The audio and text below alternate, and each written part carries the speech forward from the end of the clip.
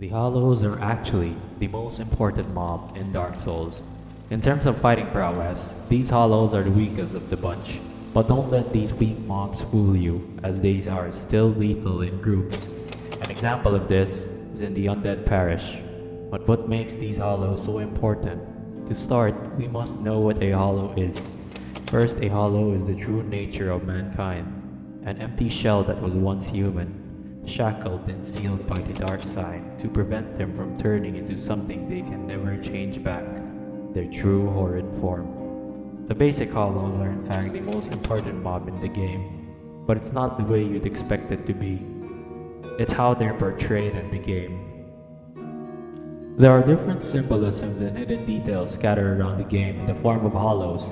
To start with, let us know first where we can encounter these Hollows. The first is the beginning of the game, the Undead Asylum. The second location is the Undead Burg. The third being the Undead Parish. The fourth are the Depths. The fifth is our return to the Undead Asylum. And lastly, the sixth, which is the Painted World of Ariamis. Why are these Hollows so important, you may ask? Well, in truth, the answer is much more profound and more complicated than you might think. The Dark Souls creator and president of From Software, Hidetaka Miyazaki, is truly a master of his craft.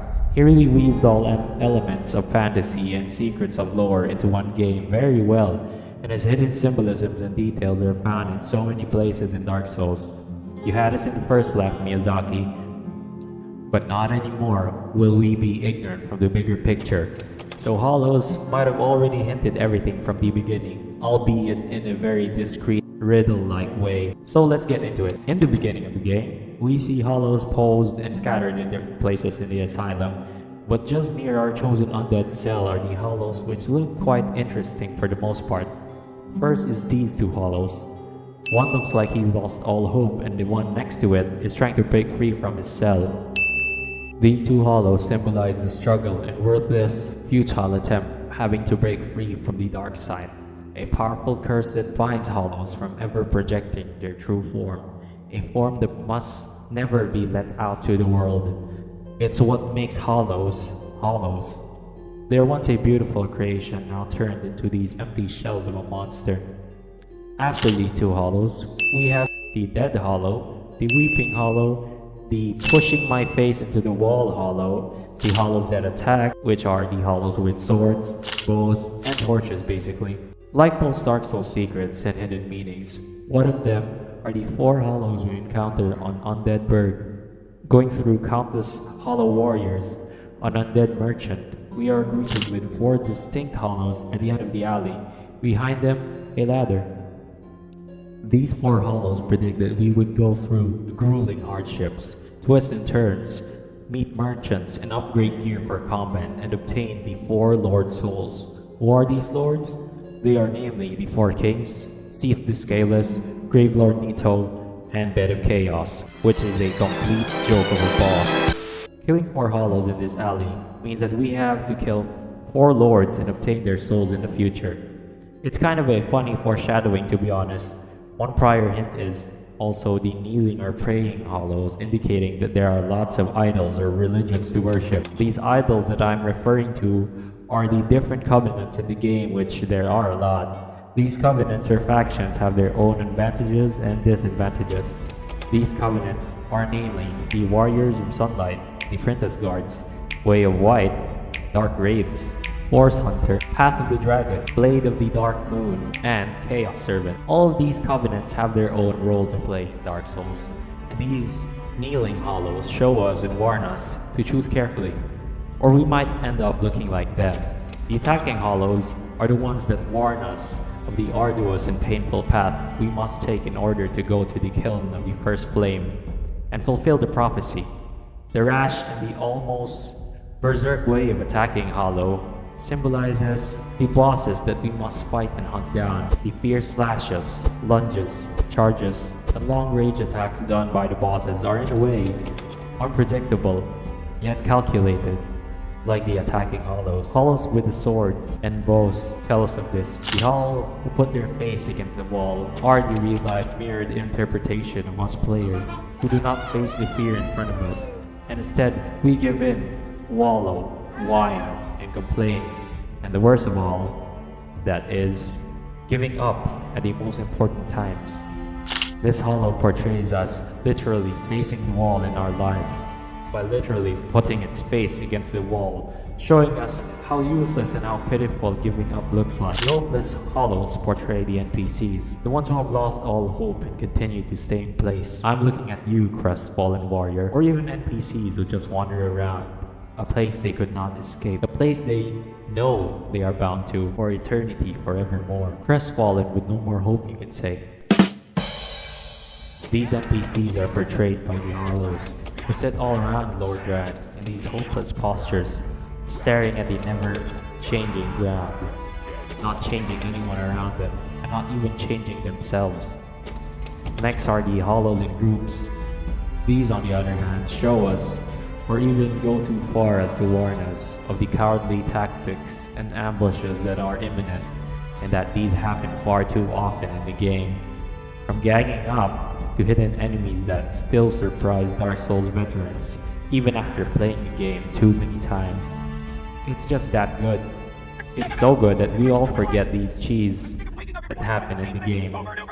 The fanatic hollows, like the hollows in churches in the Undead Parish, hint at structures of gothic design, colossal size, and warn us of enemies which have higher quality in gear and also higher in numbers.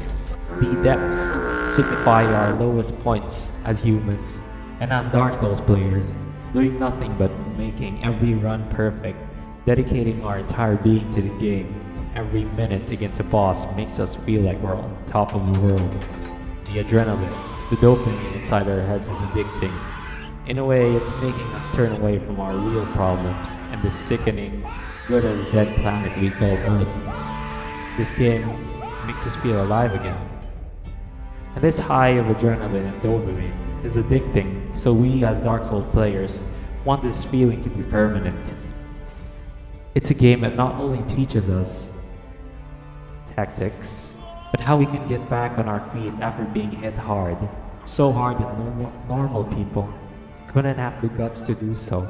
So yeah, the lowest point here teaches us to make time, to improve, to rise up slowly, but surely, bit by bit. Perfect practice makes perfection. To chip away at the hardships in game and in life, bit by bit. And on life itself, giving us these souls-like eyesight where we see our problems in real life being portrayed as our biggest nemesis in Dark Souls. And for me, that biggest nemesis is Manas, the father of the Abyss. Screw that guy. The Torch Hollows are probably the most important hint, but it blinded us as we disregard this useless Torch Hollow as just an annoying mob. These guys may be weak individually, but they pack a punch in damage. And when they're in groups, oh boy, you're in for a treat. The Torch Hollows symbolize the chosen undead's true purpose, and that is to link the flame and break the curse of the undead by sacrificing oneself in the kiln of the first flame, the final end of the game. It's just a subtle yet obvious message, yet we players remain oblivious and ignorant of the fact. These Torch Hollows also symbolize that every part of dark still has a small, radiant glow of hope, kind of like the torch they're burning with right now. The hollows living in the depths symbolize, again, our lowest point in our lives, both as players and humans. This also means we stay below the depths, bottling up our feelings, whether it is love or affection or hate. It doesn't matter, as we bottle them up inside, fearing that it would only destroy our relationships. In a way, we keep them in the depths of our hearts. This is what's killing humanity slowly for so many eons, our so-called heart demon. The distrust of our abilities and our doubt of our very selves, belittling yourself, doing something you really want to do, what you dreamt of doing, but stopping because of the fact that you think you don't have it, what it takes, or doubting yourself if you even have the capacity of doing it in the first place. Even going so far as stopping to pursue your real wants because of the lingering fear of what people around you would think, rather than focusing on the task at hand and putting in the work makes you happy first. The last area, which is the painted world of Arianis, depicts our inability to cope with the present, and weakly and stubbornly fear and complain for our inevitable future, yapping on and on about life, treating us like garbage, and treating other people with luck and blessings, looking into the past like looking into an old painting. In the latter parts of the game, the hollows stop appearing. This goes to show that in Dark Souls, having no more hollows appearing is equivalent to a graduation. We have graduated from being bothered with mundane things like these mobs, and we are ready to face much more difficult challenges ahead of us. So in other words, we got good, boys. We are now able to move on to greater heights, and that dealing with mundane mobs don't bother us as much anymore. Such is life. Ready to face the present head on, and to look forward to the future, while dealing with our mundane tasks with a clear mind and open heart. Like how we clear these basic ass hollows in one satisfying slice, baby. The hollows, which are the corrupted hollows, symbolize or represent our current problems that we think don't really bother us that much. But in reality, these problems plague our entire week. We just keep running away from our daily obligations as a human being and as a person of society. We overthink, procrastinate, and hesitate moving forward. The end of the game has two endings. You either sacrifice yourself to the flame, fulfilling the prophecy once and for all, or you don't. No. And instead, you rule the material realm as its god, bringing forth the age of man, which is the age of dark. Choosing the sacrificial route means you as a player and as a person want to make things right, thinking that sacrificing yourself is for the common good. But not sacrificing yourself means that you refuse to do everyone's bidding, and you cannot accept throwing away what you have worked so hard on, grinding levels and dying too many times to a single boss.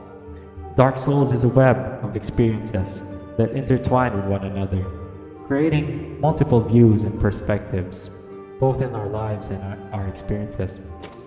This game either made us or broke us as players and as people. How we play the game is how we act in real life, or how we play the game reveals our true hidden nature, like what the hollows cursed with the dark sign are. It's a true nature and must never be revealed to the world.